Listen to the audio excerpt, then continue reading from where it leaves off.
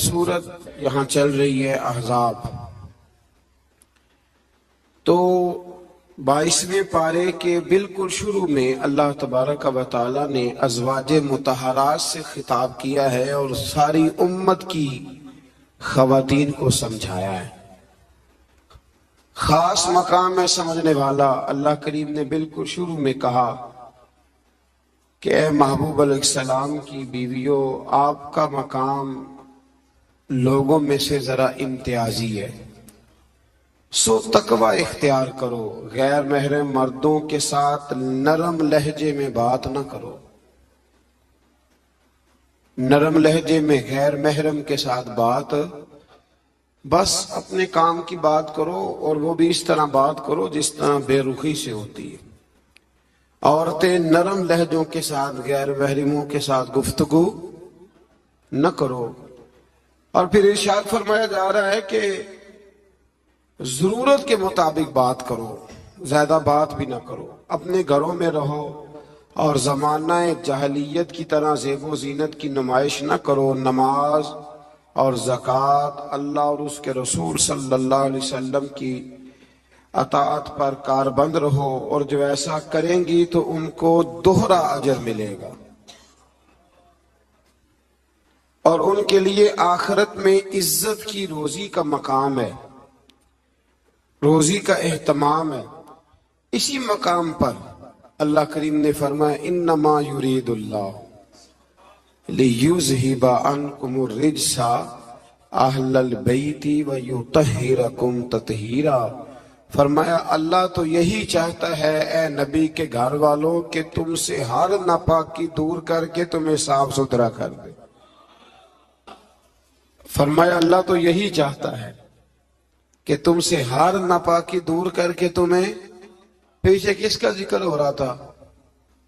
ازواج مطہرات کا، نبی پاک علیہ السلام کی۔ تو یہ ذکر ہی، یہ آیت تذکرہ ہی ازواج کے تذکرے میں آیا ہے۔ بہت سارے لوگ کہتے ہیں اہل بیت میں بیویاں شامل ہی نہیں، یہ صرف حضور علیہ السلام کہ وہ اہل بیت ہیں جو حضرت علی، سیدہ فاطمہ اور ان کی اولاد ہے۔ وہ خدا کے بندے، جب آپ سے پوچھا جاتا ہے گھر والوں کا کیا حال ہے تو بیویاں مراد ہوتی ہیں کہ نہیں؟ جب پوچھا جاتا ہے کہ گھر والوں کا کیا حال ہے، صرف بچے مراد ہوتے ہیں کہ بیوی بھی مراد ہوتی ہے؟ تو یہ عجیب فلسفہ ہے کہ یہاں لوگ کیا کرتے ہیں، کہتے ہیں صرف اہل بیت سے حضور صلی اللہ علیہ وسلم کے اولاد مراد ہے، بیویاں مراد نہیں۔ تو یہ سرے سے بات ہی درست نہیں ہے۔ جب اہل بیت کی بات ہوگی تو حضور کی ساری ازواج اہل بیت میں شامل، یہ سمجھ لے بات، چونکہ یہاں تذکرہ ہی ازواج مطہرات کا چلا آ رہا ہے۔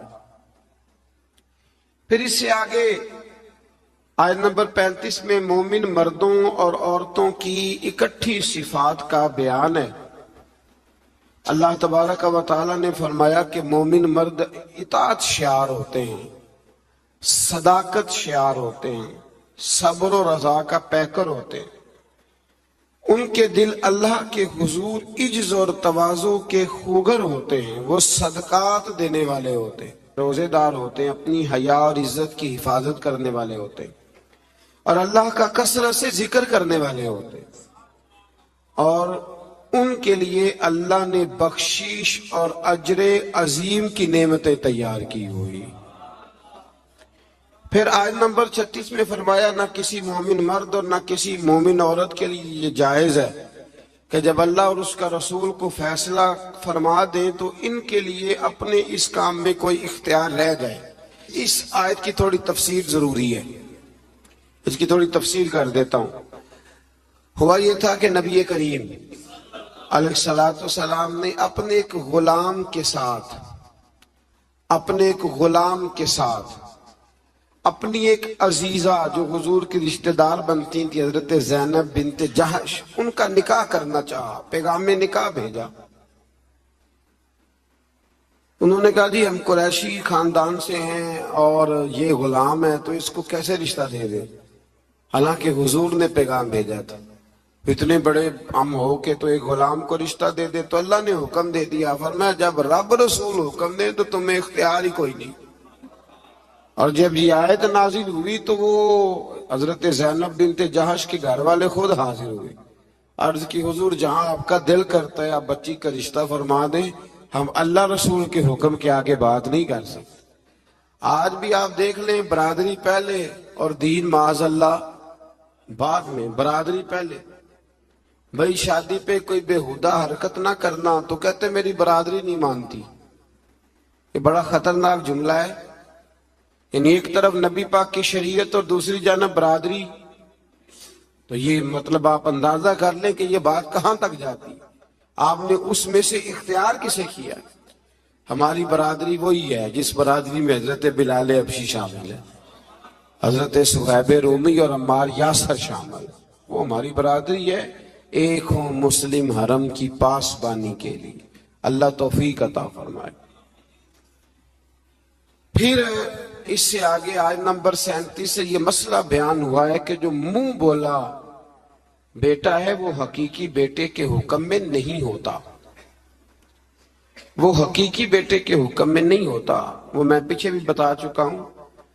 ہوا یہ تھا کہ ایک منہ بولے بیٹے نے طلاق دی تھی، تو نبی کریم علیہ السلام کے وہ منہ بولے بیٹے تھے، تو ان کی زوجہ سے حضور نے نکاح کرنا چاہا۔ لوگوں نے کہا کہ یہ تو یہ والا معاملہ ہے، تو فرمایا وہ جو منہ بولا بیٹا ہے وہ منہ بولا بیٹا ہی ہوتا ہے۔ مجھ سے ایک دفعہ ایک دوست نے سوال پوچھا تھا کہ منہ بولی جو بہن ہوتی ہے تو بھئی وہ غیر محرم ہوتی ہے۔ منہ بولی بہن غیر، منہ بولی ماں جو ہوتی ہے نا، ایک تو یہ ہے کہ وہ کہلا کی عمر کو پہنچ جائے، اس نے بچہ چھوٹا سا لے کے پالا ہو، وہ معاملہ اور ہے۔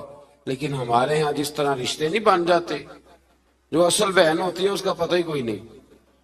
بھائی جس کو اللہ رسول نے تیری بہن بنایا تجھے وہ پسند کیوں نہیں، اور جس کو رب کریم نے تیرے لیے رشتہ بنایا ہے تجھے وہ رشتہ قبول کیوں نہیں۔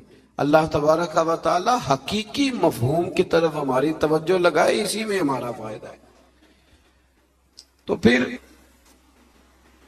اسی طرح آیت نمبر 40 میں اللہ تبارک و تعالی نے وہ عظیم بات ارشاد فرمائی جس کی طرف امت کی توجہ ہونا بڑی ضروری ہے۔ فرمایا ما کان محمد ابا احد من رجالکم ولکن رسول اللہ وخاتم النبیین۔ فرمایا محمد صلی اللہ علیہ وسلم مردوں میں سے کسی کے باپ نہیں، ہاں اللہ کے رسول ہیں اور نبوت کو ختم کرنے والے ہیں، خاتم النبیین ہیں حضور۔ حضور نے فرمایا میں آخری نبی ہوں، میرے بعد کوئی نبی ضرورت بھی کوئی نہیں، اس لیے کہ میرے نبی نے کمی چھوڑی کوئی نہیں، ضرورت ہی کوئی نہیں، حاجت ہی کوئی نہیں، ضرورت ہی کوئی نہیں۔ بلا وجہ بعض لوگوں کو اللہ تبارک و تعالیٰ معاف کرے، روٹی پیٹ بھر کے کھانے کو نہیں ملتی تو نبوت کا دعویٰ کر دیتے ہیں، اور عجیب و غریب قسم کے لوگ ہیں جو میدان میں آ نکلتے ہیں۔ اور مجھے تو ان لوگوں کی سمجھ نہیں آتی جو دلیلیں پوچھتے ہیں اور پھر بعد میں کہانیاں سناتے ہیں۔ تو بھئی حضور آخری نبی ہیں، رسول